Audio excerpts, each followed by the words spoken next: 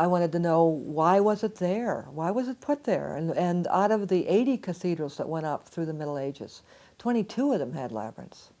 So Chartres just isn't the only one. It was one of 22. Sadly, it's the only one that has the labyrinth in its original form left in the nave. Now there's others not in the nave, but in the nave of the cathedral. And all the others, the floors wore out or they were ripped up because they weren't understood or seen as old kind of white elephants, symbolic of the Middle Ages, and no one wanted to identify with that time. The designs of the labyrinth were unique to each cathedral. But one of the strong designs that came through and has stayed is what's called the 11th Circuit medieval labyrinth. 11 circuits now in Amiens Cathedral, north of Paris. They have an 11 circuit one, but it's very different, very angular, a very small center. I knew because I was going to be using this with groups, I wanted a large center.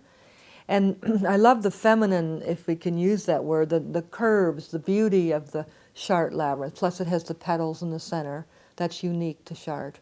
And the lunations around the outer edge. The cusps and foils, that actually the theory behind the lunations is that it was a way of determining the movable feast called Easter. The first Sunday after the first full moon of the vernal equinox.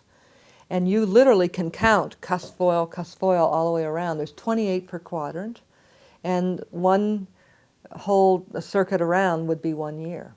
So you could determine when that the day was by counting, literally. But the one unique to Chartres has the 6 petals in the center, and the 6 petals are symbolic of the 6 days of creation. So straight out of Genesis and the creation story. And then the path is the path, the journey, the way, the pilgrimage through life.